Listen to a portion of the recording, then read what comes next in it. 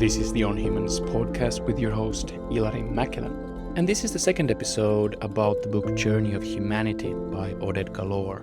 Don't worry if you have not listened to the first one, although we do refer to it sometimes. Both of these episodes stand on their own feet, so to speak. This conversation is about what economic historians often call the Great Divergence, meaning this dramatic difference in wealth between the countries of the North Atlantic, at least initially, and the rest of the world in the past 2 centuries or so. And although this question might appear to be a niche question, something for developmental theorists and economic historians to tackle, it is something that I believe is important for all of us to grapple with because it is one of the keys, if not the key, to understanding the huge variation that we see in human conditions in the 21st century. So why did Europe and North America get so rich? Why were they followed by some, especially East Asian countries later on, but not by others? When focusing on the question of why did initial differences occur between Europe and the rest of the world, there are some obvious answers that present themselves. On the dark side, we have European colonialism and imperialism. And on the sunnier side, we have the invention of the steam engine, the emergence of modern science and modern medicine, and the decline in the arbitrary power of the monarchy and the aristocracy. But these cannot be the whole answers, for they only invite new questions. Why was the British Empire more technologically advanced than the Mughal Empire? Why did the Industrial Revolution happen in Europe and not in China? Why are some European colonial spin-offs, so to speak, so rich, like the United States, while others, like Brazil, are not? Oded Galor has answers to all of these questions, and whether we agree with them or not, I think he has done a wonderful job at really trying to appreciate the complexity and the deep origins of a lot of these issues that shape the modern world. Towards the end of the episode, we also turn our eyes towards the future and ask, what does this long view of history tell us? What does it recommend us in policies, in other means of reducing inequality, not only between nations, but we also talk about the rising inequality within nations. As always, the show notes includes a list of technical terms and names mentioned in the conversation, though I do want to highlight one of them already. So we use the term human capital throughout the conversation, and this is bread and butter stuff for those used to reading economic texts, but I know it might confuse some, and when we use human capital as a term, we just mean the education of the people. In other words, investment in humans themselves, into their skills, into their capabilities. Anyway, I hope that you enjoy the episode. I bring to you, again, Oded Galor. I think that talking about China can serve as a great bridge towards the second part of your book, which deals with the origins of inequality, especially inequality between nations. I mean, we all know that China is on the rise currently, but the GDP per capita in China is still 1/6 or so of the US. I learned from your book that the average American farmer produces around 40 times more goods than the average Chinese farmer. So there's still huge inequalities even between countries like China and the US. And this obviously poses the question, why?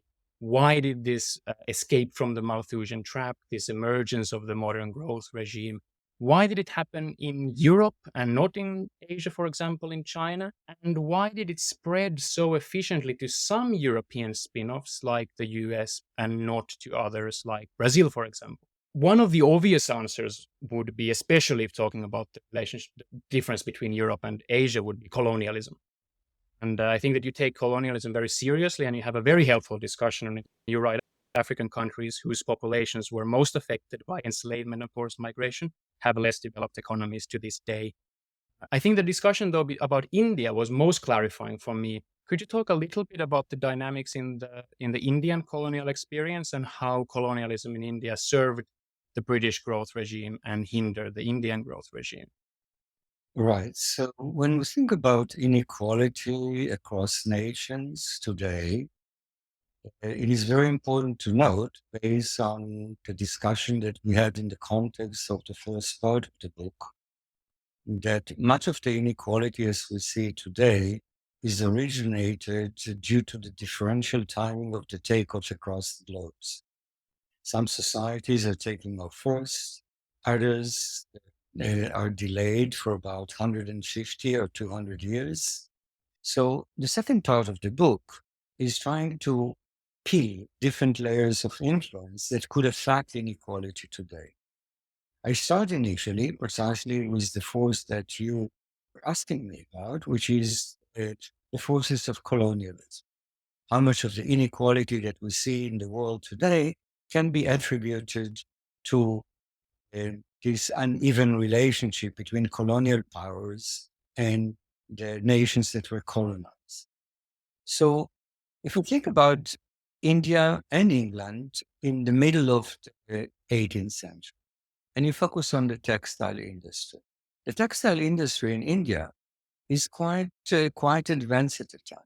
And it is not obvious that this textile industry would not have been advanced even further in the absence of colonial relationship that emerged later.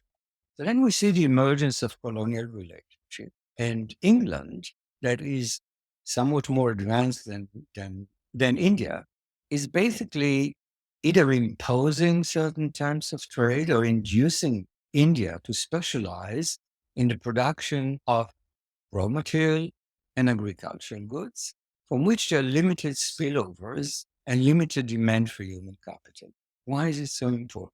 Remember that what permitted societies to take off from stagnation to growth is, in fact, technological acceleration and its impact on human capital formation and consequently the demographic transition. So, what we see in the context of these trade relationships is that India and England are pushed to different extremes. In India, we see specialization in the production of raw material, agricultural goods that have limited demand for education or human capital. In England, we see precisely the opposite specialization in the production of industrial goods that are human capital, education intensive. So, in the two societies, the forces are such that in England, we see higher demand for human capital and an earlier onset of the demographic transition. In India, we see depressed demand for human capital and delayed in the demographic transition till the second half of the 20th century. So while the two countries gains from trade, the gains from trade are converted in India into more people, and the gains from trade in England converted into more prosperous people. Again, this shows us how trade relationship can in fact expedite the rotation of the wheels of change of the colonizers and can slow down the wheels of change in the context of those countries that are colonized. Yeah, a fascinating piece of data I learned was GDP per capita in Britain has grown during the past couple of centuries, pretty much the same amount as the population has in India. Indeed. So if you think about, when we think about total output, what a country is producing, a total income, it is composed of two components. It is income per person times the number of people. So when total income is growing, it can be due to the fact that income per person is growing or population is growing or both. And what I show is that in the context of India, most of the growth is generated by the growth of the size of the population rather than the material well-being of the population. So the touch in the two economies can grow in a very similar fashion due to the gains from trade, but the composition is very different. And as a result of it, we have a lot of people in India that are very impoverished, and we have fewer people that are prosperous in India. Because economically Britain exported those bits that were not the human capital intensive, did not require education, did not make it into a self-serving policy for the industrialists to educate the people, and therefore for the families to limit their family size. Precisely. So there are two important elements, human capital and technological spillovers. Technological spillovers from the production of raw material and agricultural goods are very limited. Technological spillovers from the industrial sector are sizable, but perhaps most importantly, greater demand for human capital and ultimately differential effect on the demographic transition. Indeed. Well, this leaves open the question of why it was Britain that colonized India and not vice versa, for example. But let's bracket that for a while. Let's leave that aside for just a moment and return to the point about Brazil versus the US. I mean, I think that US GDP per capita is roughly 10 times the size of Brazil. So something different is going on in here. I mean, there's a lot to the story, but what would be, especially focusing on the kinds of agriculture that emerged in these areas. Could you give a quick story of how do you understand the way that some of these European colonies became so rich and some much less so? Right. So the different elements that are behind the scene, and to a large extent, it is partly related to the role of institutions. So naturally, if we think about the identity of the colonizers in the North and in the South, in the Americas, the identity is different. In the context of Brazil, these are the Portuguese. In the context of the North, these are predominantly the English. And first, I mean, prior to the arrival of these colonizers and prior to the sort of the significant impact of these colonizers, we know that England is ahead of the game relative to Portugal, and part of it is persisting over time. But in addition, the nature of agriculture that we see in the north and in the south is fundamentally different.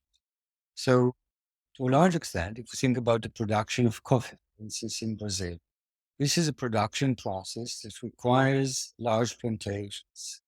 Large plantations are ultimately inducing the emergence of large landowners that inevitably gain power, political power, and ultimately can affect the political agenda and the type of institutions that are being formed. So, not surprisingly, in places like Brazil or Mesoamerica in general, where the concentration of land ownership was relatively large, given the nature of the crops that existed there, we see the emergence of extractive institutions that are designed to maintain the exploitations and to maximize the rent that can be extracted from the land. And ultimately, when the colonists are departing from the Americas, they leave the legacy of these institutions. And local landowners that are inheriting the land and are inheriting the institutions find it beneficial to maintain the institutions that exist at the time and to perpetuate the inequality that is serving them rather well. So part of the difference, as I said, has to do with the nature of agriculture in the north and in the south and the identity of the colonizers. And I guess that part of the agriculture being different would also apply to some extent within the US, between the US North and the US South, where in the South, large plantations became the norm, extractive institutions, slavery, of course, being the most possibly extractive institution from that we can imagine. That's a great point, yes.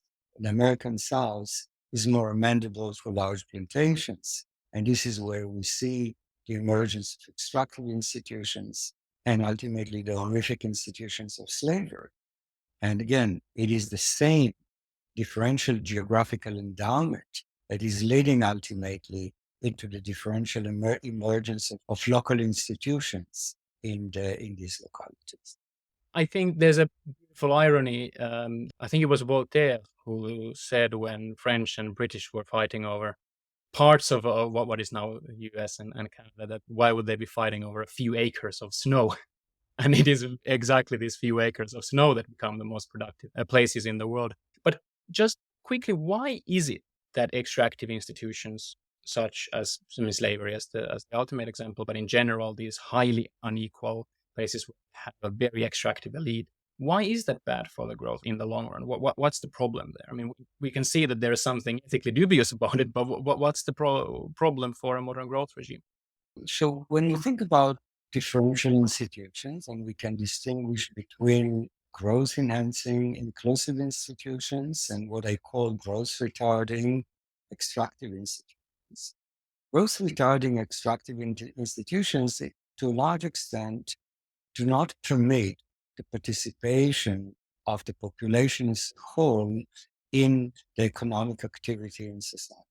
So it restricts the mobility of individuals. It affects the allocation of talents across occupations.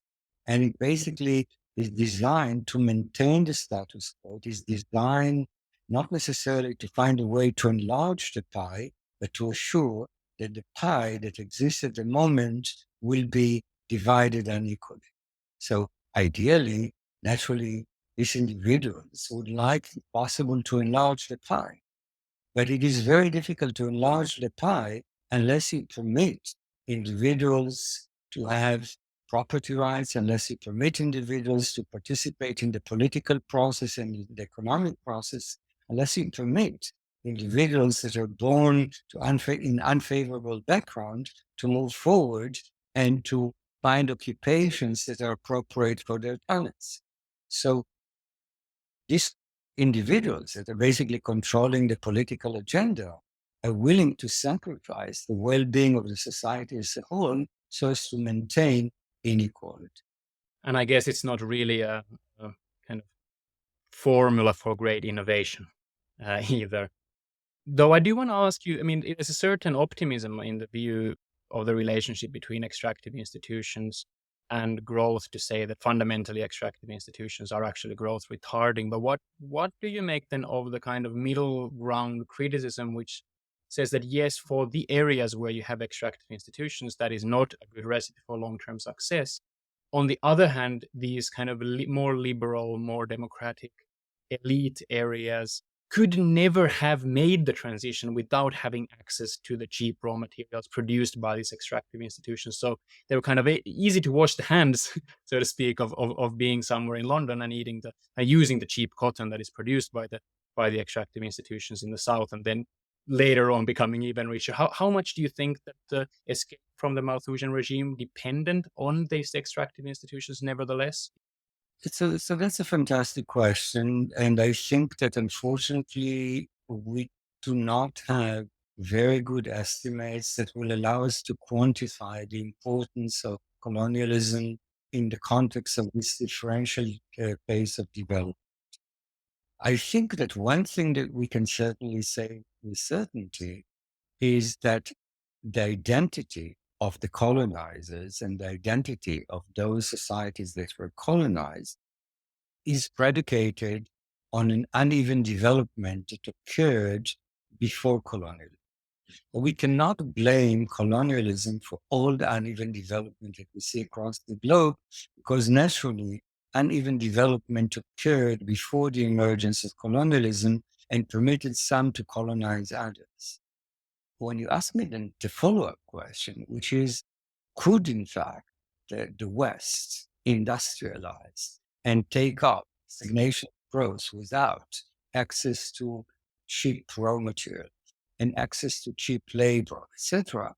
My answer will be an educated guess. And the educated guess is that the West would have taken off regardless. And this is basically the essence of unified growth theory. These wheels of change would have rotated, perhaps slower than otherwise, but ultimately, since they keep up pace in the process of development, we would have reached this pace. Now, the pace certainly was affected by colonialism and by the ability to produce goods in a cheaper way than otherwise due to exploitation of labor and slavery. So this was certainly critical for the pace of the transition, but I don't think that it would be critical for the actual transition. Transition would have occurred either way, but perhaps it would have happened decades later, and perhaps it would be less pronounced as we see it across the globe. Unfortunately, as I said, it is relatively difficult to estimate, and we do not have estimates on which I can rely, and I can tell you with confidence that most of it would have occurred without. Some people made this statement, but I don't think that it's based on evidence.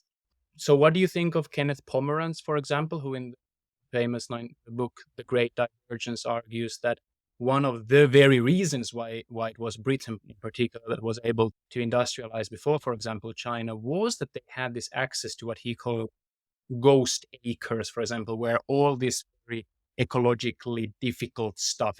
Like having forests that produce wood, having a field that produces cotton. They could push it all away, and they could focus on industrialism. Whereas, for example, in China, he gives some evidence suggesting that in proto-industrial areas, people were actually kind of called back from industry back towards the production of basic goods like cotton, like firewood, etc.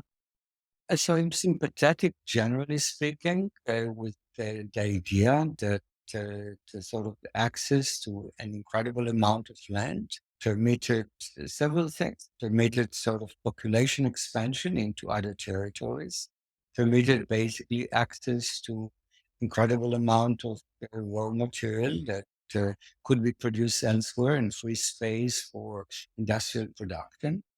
But I'm certainly not sympathetic to the idea that the 0-1 argument. Yes, that's one of the forces. So Pomerantz is making an argument that explains perhaps part of what we see across the globe, but this is not necessarily the dominating argument. It certainly is not explaining 100% of the variations. It's an argument. There are many others. It's a compelling argument, but it's not necessarily the dominating.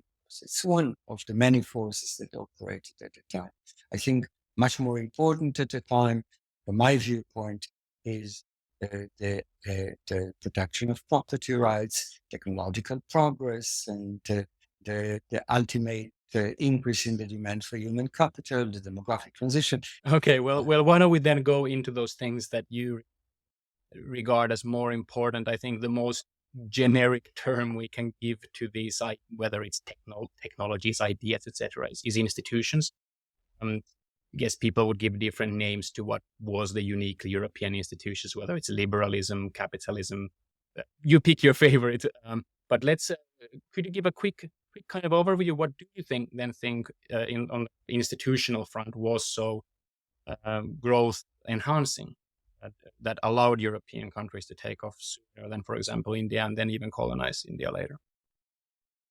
Right. So when we think about the fingerprints of institutions, we do see that at a certain point in the course of human history, some societies are adopting what we may define as inclusive, growth enhancing institutions that permit wide participation of individuals in the political arena, wide participation of individuals in the economic arena, and consequently, they permit social mobility and better allocation of talents across occupations. This fosters naturally technological progress, this fosters productivity directly and indirectly, and ultimately it fosters social cohesiveness that is associated with the nature of the society.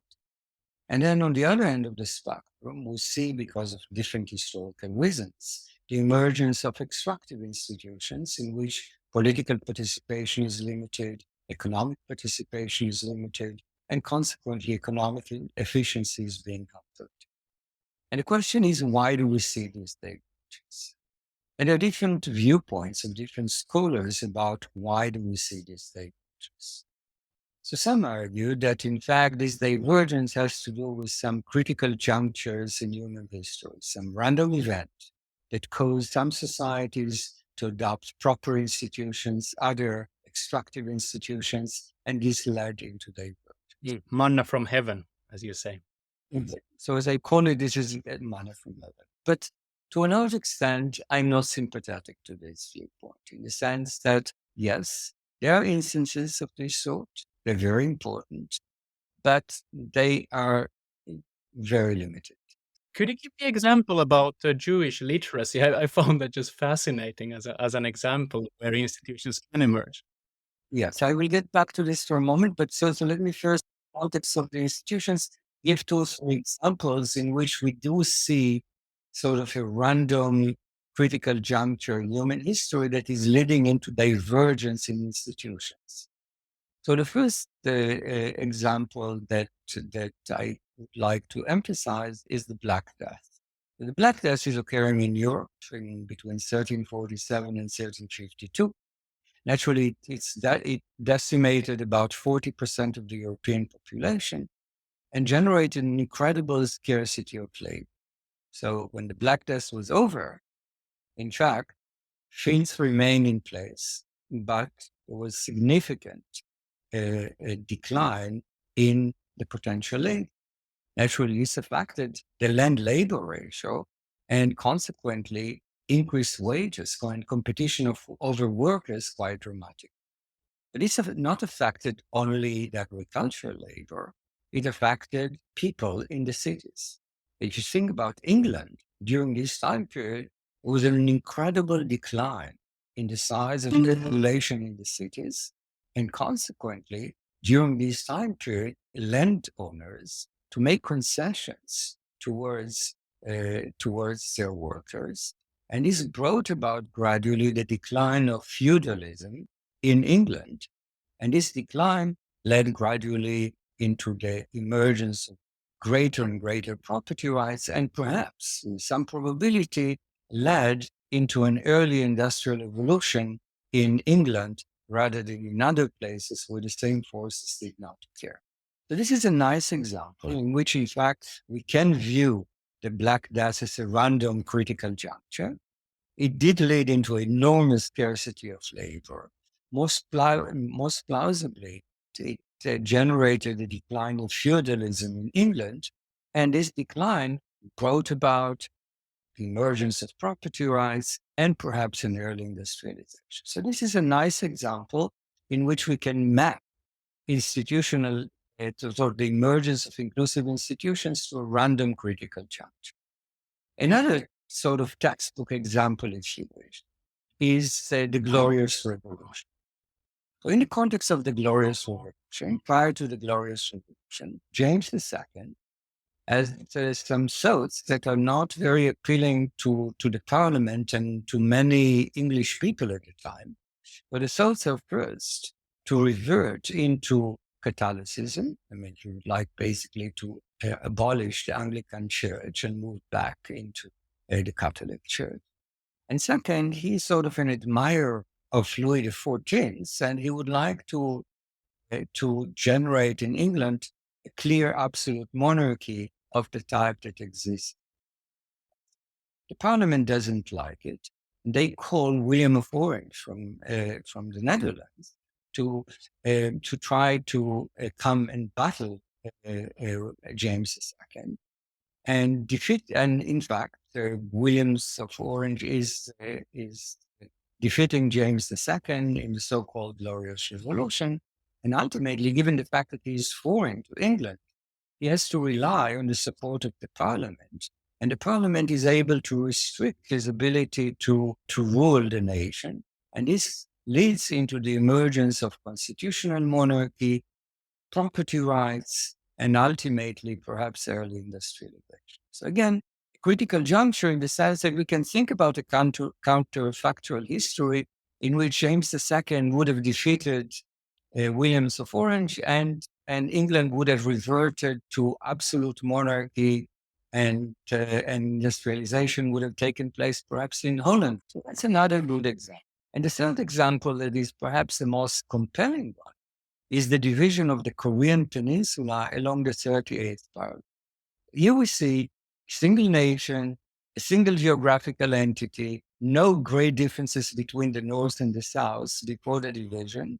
And then colonial power or superpowers are dividing the Korea into spheres of influence. And we see that this division ultimately leading decades later into an enormous gap in the worlds of these two nations. South Korea being 24-fold richer than the North, and life expectancy in the South being 11 years longer than the North. So again, one can think about a counterfactual history in which the agreement would have been that the North is a sphere of influence of the West, and the South a sphere of influence of communism, and then we will see a reversal. So in this respect, this is a powerful case in which we see the role of institutions. I should mention that these are not necessarily political institutions. This is predominantly economic institutions, because initially, in the first 30 years, both North and South Korea are under authoritarian regime. The difference is that the authoritarian regime in the South is advocating free market reforms, and the authoritarian regime in the north is advocating communist ideas. I think it's a very important point because it's also often forgotten with the case of mainland China versus Taiwan. That Taiwan was certainly not a happy democracy since its early inception in 1949, as I thought. Indeed. So so these are interesting sort of examples in which we see that random critical junctures matter. But in fact, over most of human history, institutions simply evolve to fit the geographical environment, the economic environment. They were a byproduct of the process of development. So, example that we touched upon is, for instance, how geography affects the nature of institutions that are in there.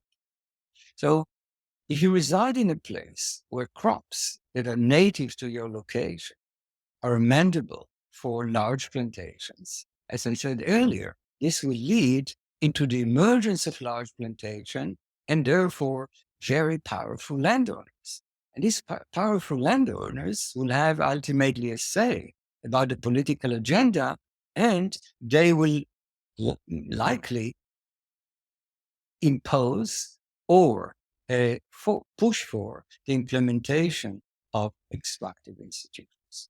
See, again, idea is that the geography ultimately led to the type of institutions that we see across the globe, whether they're extractive institutions or inclusive institutions, and to a large extent, institutions a byproduct of the process of development. Yes, there are some instances in which critical junctures are important, but they're the exception rather than the.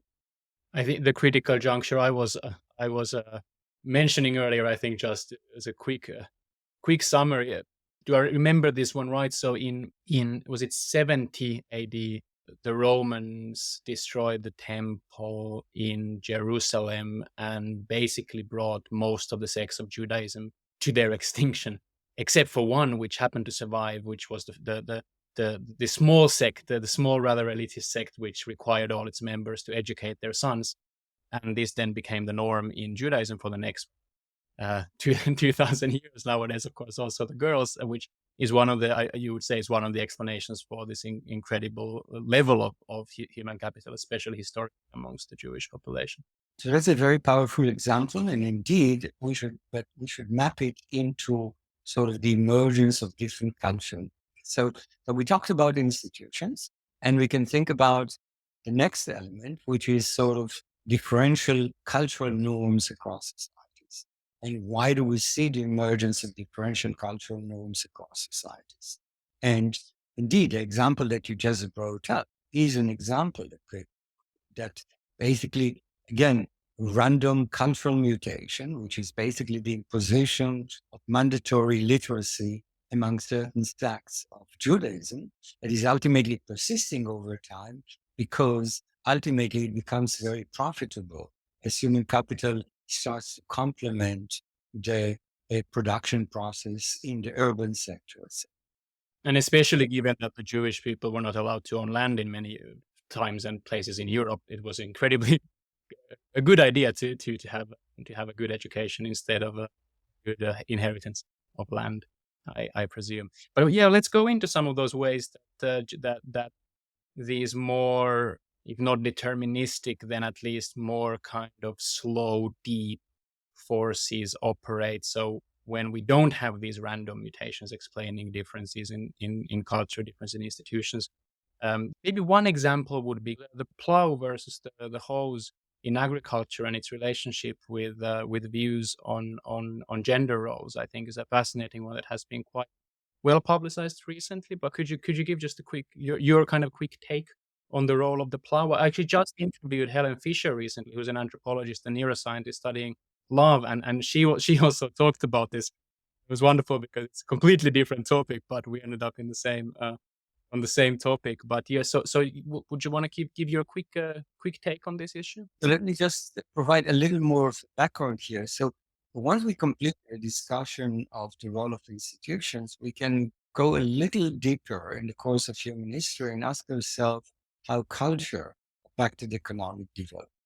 And again, as we see in the context of institutions, we see that in different regions of the world, one can witness the emergence of, in some places, growth enhancing cultural traits, in other places, growth retarding cultural traits.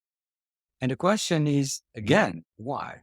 So if we think about the emergence, then naturally this will lead to the divergence between societies over time.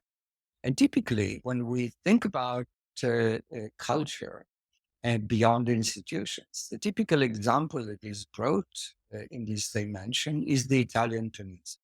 And actually, if we think about the Italian people today, they are operating under the same institutions, whether they live in the north or in the south of Italy. But nevertheless, today, income per capita in the south is two-thirds of income per capita in the north. And the question is why?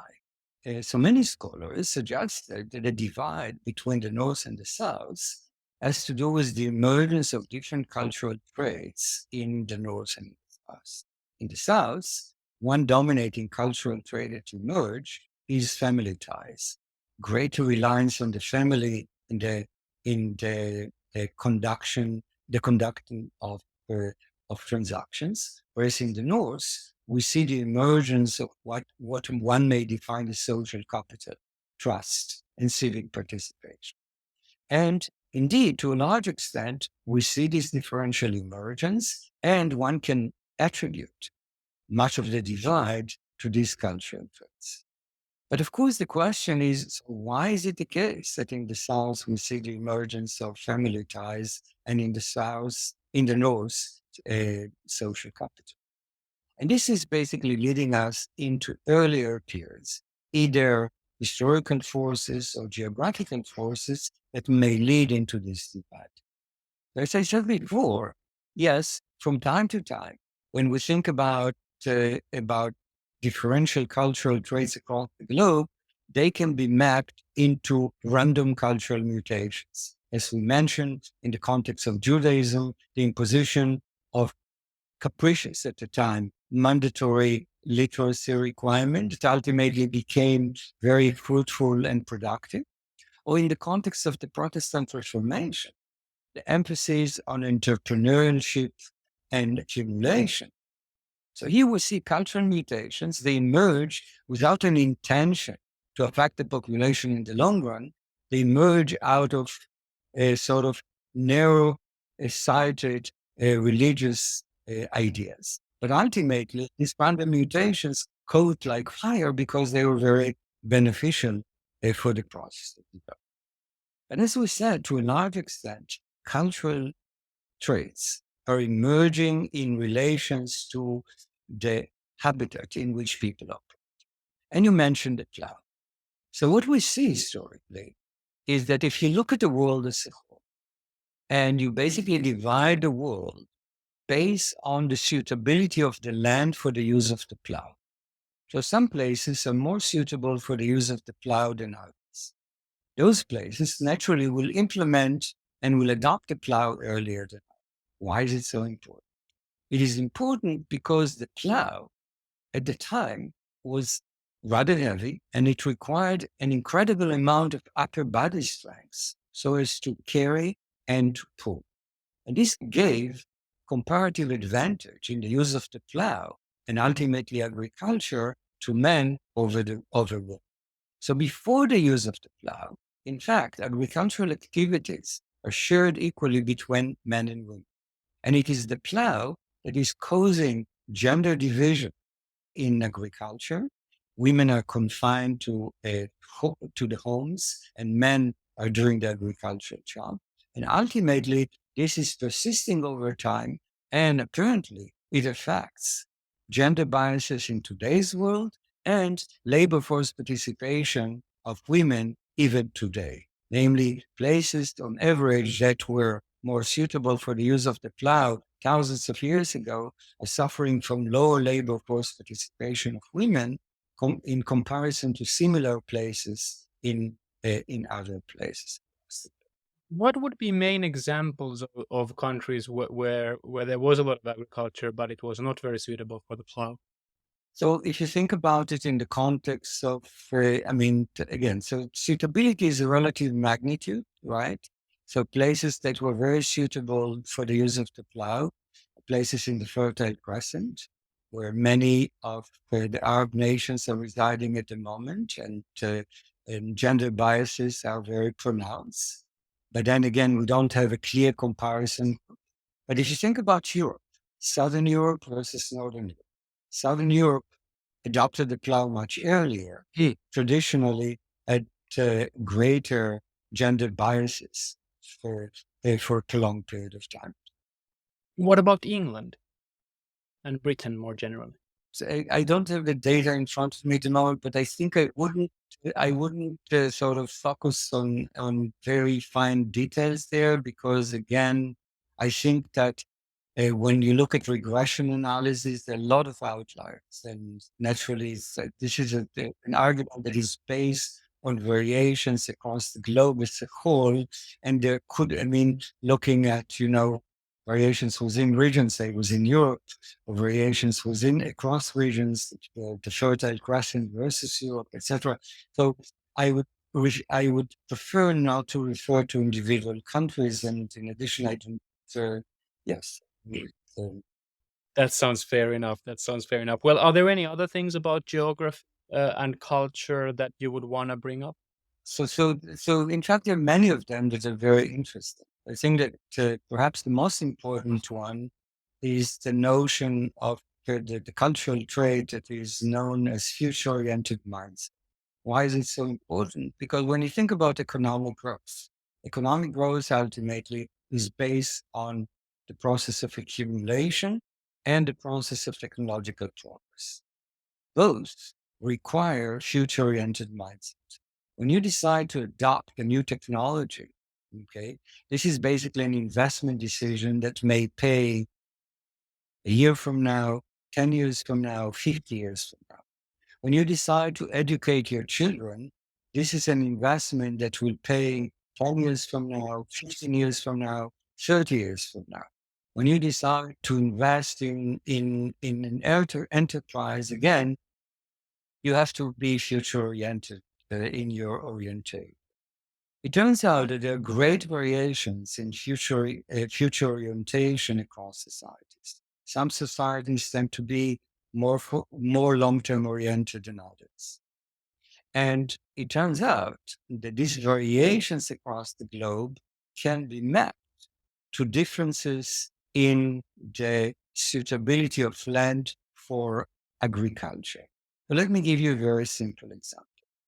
Think about two locations. One location is appropriate for fishing. Another location is appropriate for planting and harvesting wheat. Okay. Naturally, think about the process. So if you're a farmer that is in the location where wheat is suitable for the land, you're engaged in the process of planting, and half a year later, harvesting, and then later on, storage of some of the grains for difficult years that may come down the road. You really engage in a future-oriented processes. Nature naturally in this type of environment is teaching you gradually how to delay gratification, how to plan for the future, and how to be future-oriented. Now think about your neighbor. Your neighbor is located in a place where fishing is the best possible activity in order to generate income. But fishing by nature implies that you go at the end of the day, you go and fish. You don't have a good storage technology, and you're going to cook what you fish, and then in the next day you start the process again. There is no future orientation that is associated with the process of fishing. The only planning is that in the morning you plan for the fishing day. But it's a 1 day planning. So very short-term orientation. And naturally, societies that are emerging in these type of locations would appear very different over time. And what I showed in my research, and this is a paper that was published in the American Economic Review in 2016, is that the variations in the suitability of the land for agriculture across the globe and the reward for agricultural investment induce different societies to delay gratification, to be future-oriented, and much of the variations in future-oriented mindset across the globe can be mapped into the suitability of land. Before we leave the topic of geography, I quickly want to ask your opinion on the quite commonly held idea that there is something special about Europe in it being very decentralized, in there being a lot of small states. I mean, that's the one first thing you notice if you just look at the globe, that, oh my God, there's a lot of small states there. Um, there's a kind of classic story that that this then leads into more competition, more innovation, also more political dissent, because I mean, a lot of the kind of great philosophers of the European Enlightenment era wrote in exile. So my question would be, first of all, how important do you think that this was when, for example, comparing European countries to Asian countries like China? And to the extent that this was important, how much was this manna from heaven, kind of random historical fact, versus how it's driven by something different about the European geography versus Chinese or Indian geography? I think this argument is very important among many others. So I would think about it simply in the context of why Europe rather than China. So when we think about Europe as a whole, it is geographically fragmented. So if we think about the major rivers that are segmenting the European continents, we can see major mountain chains that are segmenting different areas in Europe, whether it's the Alps or the Pyrenees. We see that the coastal line is rather fractal, and as a result of it, it basically generates over time the emergence of large number of states, nations that are engaged in technological competition, political competition, and this healthy competition is ultimately leading into the process of innovations in all dimensions. It requires innovations on the philosophical front, it requires innovations in the political front, and it requires innovations at the economic front. This is a time period in which basically scientists can move from one location to another and offer their ideas to different monarch or different rulers that in fact would like to remain ahead of the curve, and they're eager in fact to support these type of scientists so as to maintain their edge in this competition. On the other end of the spectrum, we see China. China is relatively isolated geographically. China is engaged in unifying the population. And in fact, the geography is amendable for this unification. So in China, we see a cohesive society without internal competition that is basically ultimately, initially is leading into prosperity because social cohesiveness is very important for productivity, but ultimately it's very stifling in the context of political change and technological change. China is dominating the world technologically in the Middle Ages. We see that this domination is eroding gradually, and Europe is taking over partly due to this incredible political and economic competition across states. I think this idea that fragmentation in Europe is a very critical force behind the rise of Europe is certainly powerful and uh, and legitimate. Well, I guess that then serves also as a nice bridge into the topic of diversity. So I guess China versus Europe is a great example of this one, where now we're not talking about diversity as in how is China different, how is a Chinese different from European, but rather how much diversity between people there are in China versus Europe, for example. This is it's quite, I think it's a quite a novel angle on this topic. I don't know other scholars that would have brought it such a forefront. You can introduce the topic the way you want to. Right. So as I said, when we think about the different layers of influence, we started with colonialism, institutions, culture, and back to geography, where we understood that in fact geographical elements affected institutions, affected cultural traits, and we just talked about the fact that geography affected even political competition, economic competition. But ultimately, when we think about deep-rooted factors of development, to a large extent, one element that is very important that was neglected for a long period of time in the economic literature is the role of diversity in economic development. And why is it so important? When you think about diversity, diversity has conflicting effects on economic productivity. On the one hand, diversity is permitting cross-fertilization of ideas, complementarity in the production process, and as a result of it, diversity is conducive for innovations. But on the other hand, diversity is associated with social non-cohesiveness. The more diverse a society is, the less trustful individuals are to one another, the greater is the disagreement about the desirable public goods, and the greater is the tendency to social conflict. How strong is the correlation when you study that correlation? How it makes sense, but how strong is the correlation when you study the relation between diversity? Regardless of how you measure and how you try to identify, so a very strong adverse effect of diversity on trust in others. As I said, this is across nations, across ethnic groups, and across individuals within a nation. So there was a recent study that I published in a journal called Econometrica, one of the leading journals in economics, in which I show that diversity has incredibly powerful effect on conflict. The more diverse a society is, the greater the incidence of civil conflicts. Okay, this dominates a lot of other variables that can appear on the scene. So this is very powerful.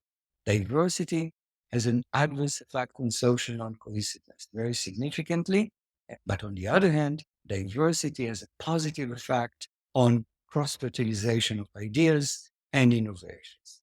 So given these conflicting effects, it implies that if in fact diversity has a positive but diminishing effects on innovations, and if homogeneity has a positive and diminishing effects on social cohesiveness, there will be a sweet spot level of diversity, an intermediate level of diversity that will be conducive for development.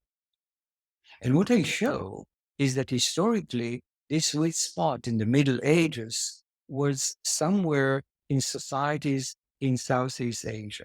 Societies like China, Japan, and Korea at the time had the level of diversity that was conducive for development.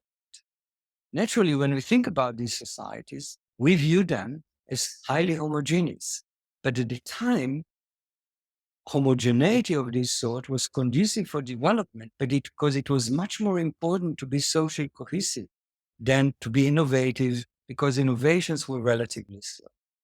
But as we move to today's world, what my findings are showing that the society that is optimally diverse today is the US society, namely society that is incredibly more diverse than these Southeast Asian societies. And why is it so? Because in the world in which we live today, technology is evolving very rapidly, and diversity is very important in generating the cultural fluidity that will allow us to navigate this stormy technological environment. And as we will move into the future, and technology will evolve perhaps even more rapidly than today, one should expect that the benefits of diversity will increase it further. So in the context of the discussion, why Europe rather than China? As I said, China is dominating the world in the Middle Ages, technologically and otherwise. But ultimately, China is lagging behind in industrialization. Why? Because it doesn't have the cultural fluidity that allows the adjustment that was needed in the process of the Enlightenment and ultimately technological progress in the Industrial Revolution. It is Europe that was a crossroad of civilization. It was fragmented in a good way that generated diversity. And it is this diversity that permitted the ideas of enlightenment to emerge, the ideas of the scientific revolution to emerge, and ultimately industrialization to emerge. Whereas China, it was very cohesive, got stuck in the old technological paradigm that China was perfect in. I guess the one topic that would easily emerge from here is the topic of education and policy. I mean, one of the things that you emphasize in your book is that you're not offering a one size fits all solution when it comes to how to use these lessons. You are pointing out how different countries need different kind of solutions. For example, very diverse countries need very different solutions than very homogeneous countries. Um, to focus on these negative influences of diversity, which I think that for many people, this is to the extent that these correlations are really as strong as you imply. It is to some extent sad news. How much do you think that the negative impacts of diversity, the lack of social trust, lack of social cohesiveness, how much can you push back against this with education, with cultural training, for the lack of a better word? I mean, this is obviously, I know that you don't have exact data on this, but what's your educated guess, or perhaps if you do have data, then please share it on how much could we assume that we could increase diversity as much as we humans physically can, and then counter the possible negative effects with excellent education, cultural artifacts that celebrate diversity, etc. Right. So that's an excellent question. And let me put it in a broader perspective. So as you suggested correctly, when we think about the journey of humanity, the book that I drafted, to a large extent, the journey of humanity is showing us that much of the inequality as we see today across the globe can be traced to deep historical forces, forces that operated hundreds of years ago, thousands of years ago, and even tens of thousands of years.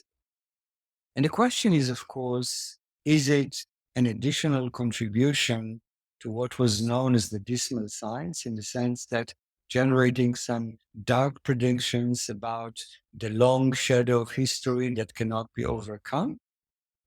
Is history a fate? And the argument is that, in fact, it is precisely the opposite. It is basically designed to empower us with the knowledge about the legacy of the past, so as to design policies for the future that will mitigate the legacy of the past. So the main argument is that by understanding the history of each individual nation, by understanding the geography, the evolution of culture, the evolution of institutions, we will be in a better position to design policies that is going to be country specific, not universal policies for all nations, that will ultimately mitigate these long-lasting impacts of the past. And let me talk about it in the context of diversity. As I said, diversity is very important. In fact, if we look at the variations in income per capita across the globe today, according to my estimates, about 20% of the variations, unexplained variations in income per capita today, can be traced to the role of diversity. And as I explain in the book, much of these variations were determined during the exodus from atomically modern humans from Africa nearly 60,000 to 90,000 years ago. These are really deep roots of inequality today. Basically, the further people are from the migration, the more homogeneous they are, and closer they are, the more diverse they are, correct? Precise. And now, so why is it so important? Because, as I said, think about two societies. Take a society that is very diverse, say an African society today like Ethiopia. Ethiopia is mired in civil conflict. Now, as we said before, diversity potentially has two conflicting effects. On the one hand, it can foster innovations, but on the other hand, it can generate civil conflicts and mistrust. And in the context of Ethiopia, this is the dominating effect.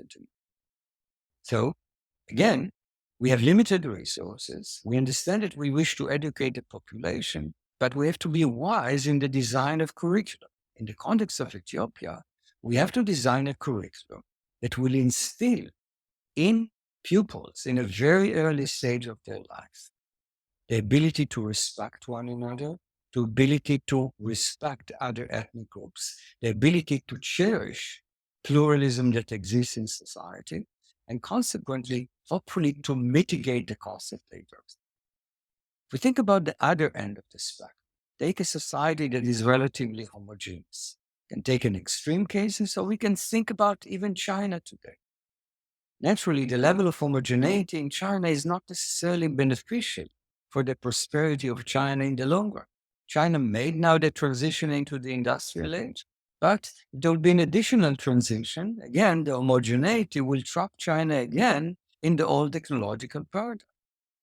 So again, if the Chinese society would have been open to these ideas, then they would have educated their children how, in fact, to challenge the status quo, how to think outside of the box, how to, in fact, um, um, be willing not to sort of take orders and to obey orders, but to challenge any type uh, of conceivable wisdom. This will generate diversity in a place where it's missing, will generate cross-fertilization of ideas, and ultimately will be very beneficial for economic development. And in the context of China, it may be difficult because it may contradict the ideas of authoritarian regimes about their willingness to educate people to disobey in some sense and to challenge the status quo. But if you think about societies that are not totalitarian, I mean, think about some societies that are predominantly Native Americans in South America, and again, there, if you teach children how to challenge the status quo, if you teach children to think outside of the box, then you will foster diversity in a place that it's missing, and ultimately promote prosperity. So the idea is education is not enough. It will be a very different education that will be applicable to Ethiopia than to Bolivia or to China. Well, that's pretty much the overview of your book. I mean, I have a couple of questions maybe it would be interesting to hear how you think through these things before we end. The first one that I would like to ask is about the so-called middle income trap, or almost like you could even call it the trap of industrialism, that sometimes countries that industrialize or start having, for example, a factory output very fast, have a difficulty in jumping from being middle income countries to high income countries. It's very few countries that have been in the middle income group and then are clearly in the high income group now. I guess the short answer to this, typically from economists, is say you need to educate people. Uh, you need to invest in education. But how do you think through those issues, this kind of potential middle income trap? And maybe if you want, you can bring China in it, because China is in this situation where a lot of industry is leaving China probably in the next 10 years, and they have to figure out what to do next in a way. Indeed. So, so as you suggested correctly, I mean, when we think about industry, and particularly low-skill industry, at the time of the Industrial Revolution, this was, in fact, the frontier, and this was basically the locomotive of economic growth.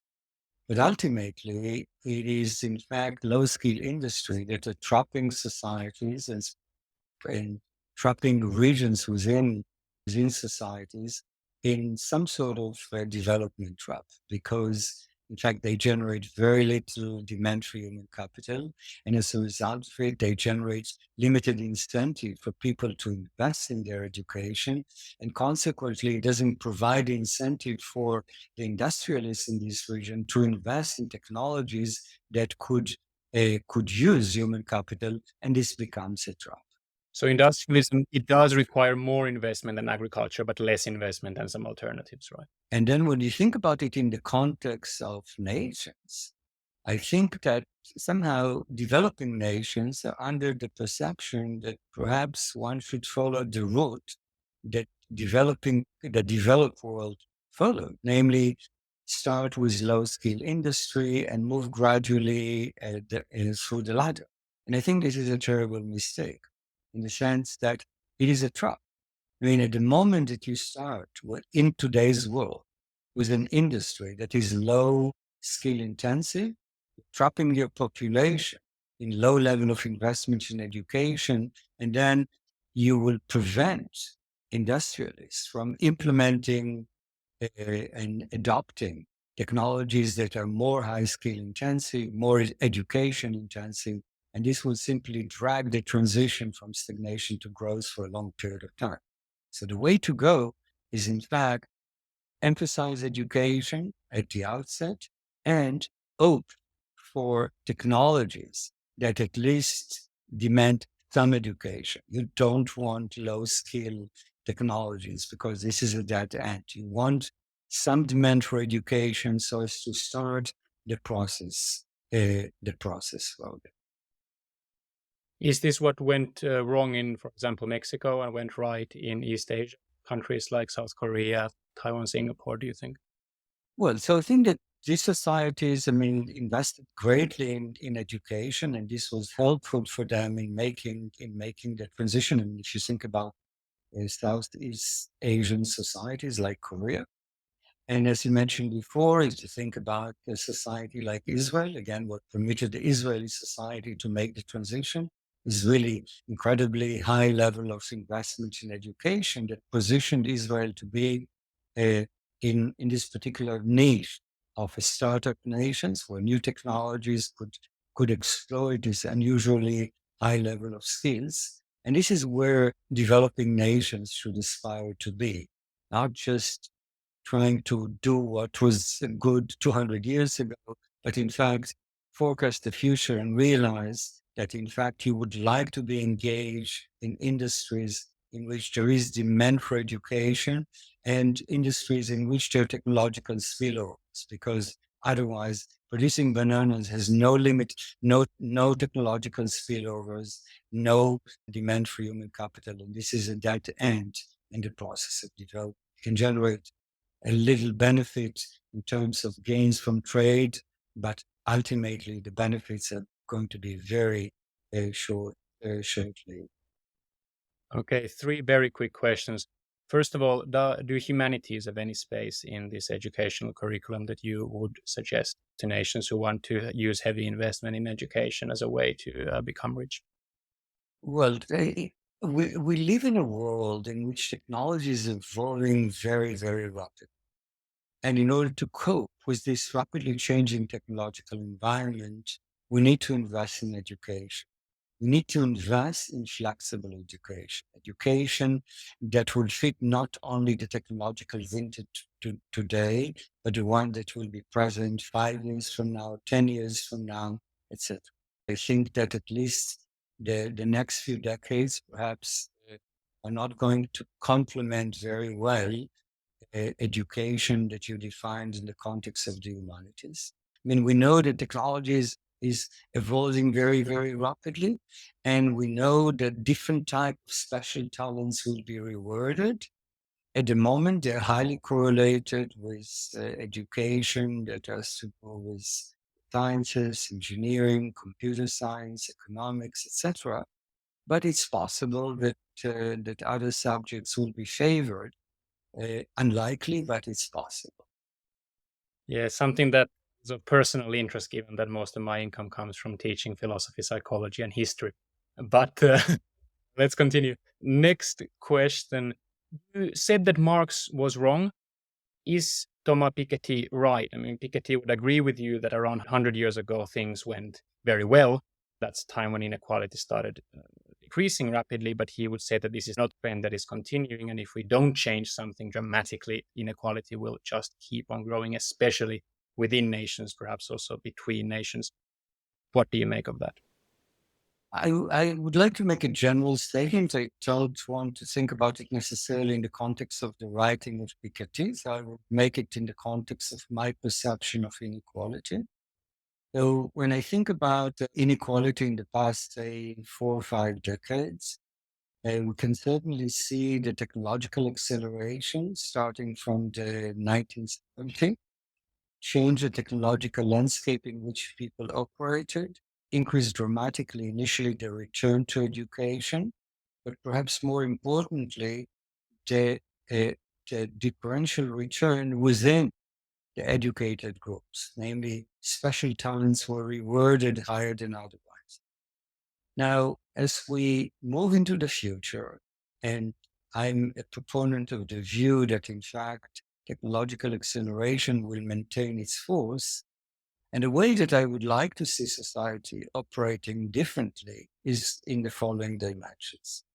First, I think that both in terms of fairness and economic efficiency, we have to ensure that societies permit equality of opportunities in the sense that every individual in society, regardless of parental education, parental wealth, neighborhood background, etc., should be able to invest in herself or in himself to a full extent.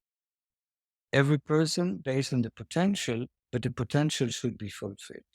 If this will happen, then at least we know that in this lottery, if you wish, that technology is generating, the participation will be equal across all members of society. And if some of us will be more prosperous than others, it is not based on privileges that were granted due to parental wealth or parental education or political power itself. So this will assure at least that there is fairness in the way that the technology will complement us individually, first. And second, it will assure that there is a better allocation of talents across education. Now, this will not resolve the issue of inequality. This will generate, as I said, more prosperity and more fairness. But naturally, as we know, we're not equal. Some of us have great talents in one dimension, others have great talents in other dimensions, and the technology in which we live may complement one dimensions of talents rather than another. And it is not our fault in the sense that this is our makeup, and this is what we can do under the circumstances. You mentioned before humanity or the sciences, etc. If we have great talent in one dimension and not in other, as I said, today we may be on the winning side because the technology is complementing our traits. Tomorrow we may be on the losing side because the technology will be different. This is simply based on the lottery of nature. Some of us are, as I said, more gifted musicians. Some of us are more gifted scientists. Some of us are more gifted in writing. And, and the technology is not complementing all these elements alike. And as a result of it, a generous society should provide safety nets to all individuals so as to assure that every person will have a respectable way of living, regardless of whether the traits that this individual was born with are complemented by the technology. I guess about the safety nets, we probably all have a pretty good grasp of what this would look like. But what about for the equality of opportunity? I mean, people often use this across the political spectrum. For you, what is it? How do you get equality of opportunity? Is it by giving a lot more money? I mean, for example, Piketty suggests that the government literally gives a huge amount of money, national inheritance, to all members when they are, what was it, 25 years or something. But what kind of, how radical would you like to be in promoting equality of opportunity? Yeah, so we can interpret it in different ways. I can certainly tell you about my view of the world. My view of the world is I'd like individuals to have their liberties, their civil liberties, and their individual liberties. I wouldn't like governments and societies to micromanage my personal affairs. I wouldn't like to get into the decisions of individuals about how they care about themselves and how they care about the future. I would like to be very modest in life so as to permit my child to be more prosperous. This is my decision. And here, if a parent decided basically, I'm willing to sacrifice my own well-being so as to assure that my child is more comfortable, that's a decision. I wouldn't like to intervene and say, okay, inheritance is not legitimate. That's legitimate because it's my decision as a parent how I would like to allocate my resources. But the society can tax me, and that's legitimate. If the rich and the companies say that then they will just leave and find another country that taxes them less, what do you do? Do you believe it's a bluff? Do you educate people from the young age onwards to want to contribute to the common project? Is there any solution to this problem, ever increasing problem, that with increasing mobility of both assets and people, those who are taxed heavily can just change the country? Yeah, so that's a complicated issue. And again, I'm a proponent of individual liberties and civil liberties and conflicted in this dimension. But I do think that naturally an agreement could be reached across nations so as to assure that uh, a greater harmony can be generated and that individuals are contributing to the notion of a fair society and a fair world. It's not going to be simple, but I think that again, ultimately it is to the benefit of all. Because if inequality will continue to increase beyond what we see at the moment, the likelihood of tremendous social unrest and major destruction of wealth and productivity is going to become uh, too large in the context of a healthy economic environment. I think that in the end, despite the fact that I'm a proponent of civil liberties and individual liberties, I think that it's inevitable. We need coordination across nations so as to assure that wealthy individuals will participate and will contribute their fair share to assure that we live in a fair society and a fair world. A third brief question, which you can apply with brevity or not, depending on your wishes, about the way you look at the world through your book. You say that you're an optimist. I think many people struggle to be an optimist in the current times, even if they're optimistic about many of the challenges that we face. Climate change is certainly looming large in many people's minds, tilting them towards deep pessimism about the capacity of anything like the 20th century being replicated in the 21st century when it comes to wealth creation. Not to speak of getting rid of all the inequality that we've created. So, what makes you optimistic, and should we all be optimists?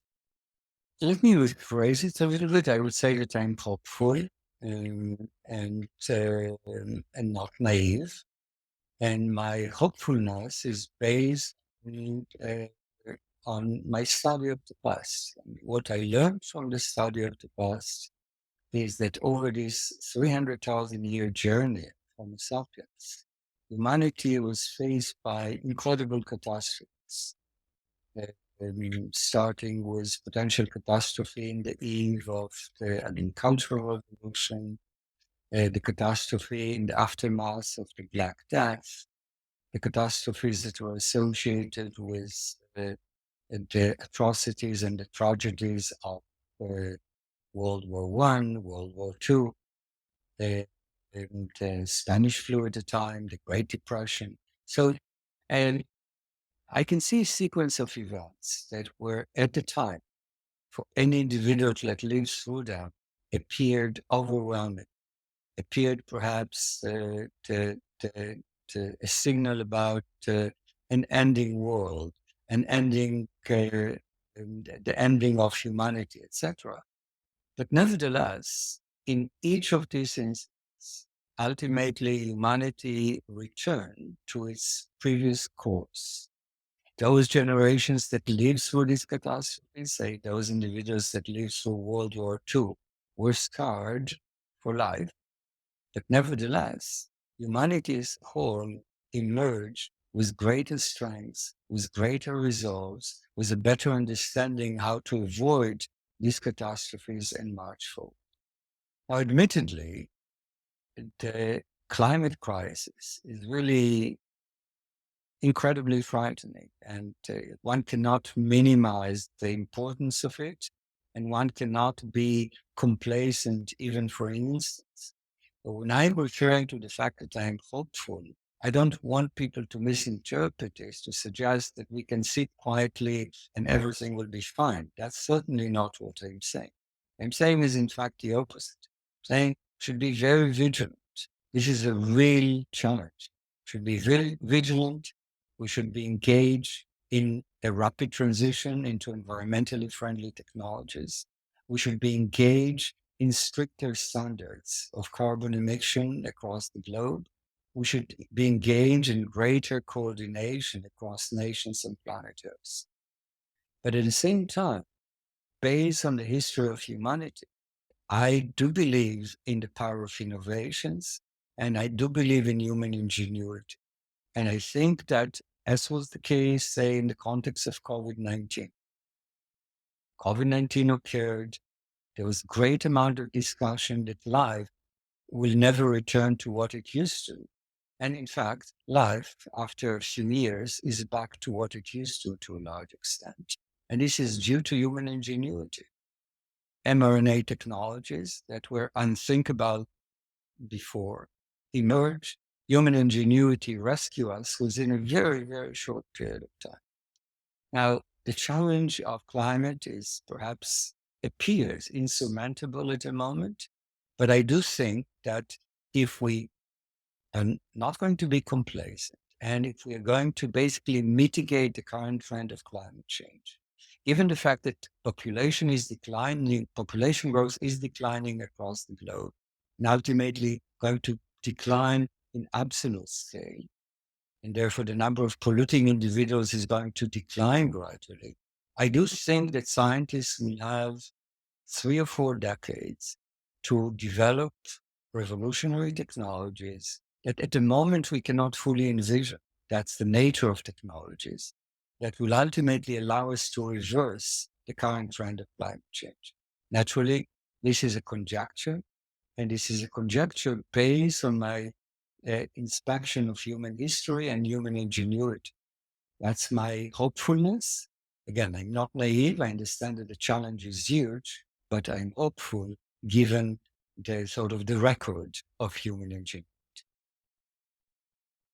Well, before we end, Professor Galor, writing this book, doing all the research that has brought you to writing this book, what would be some of the ways that your view of humanity has changed, evolved? How has your research shaped the way you look at us as a creature?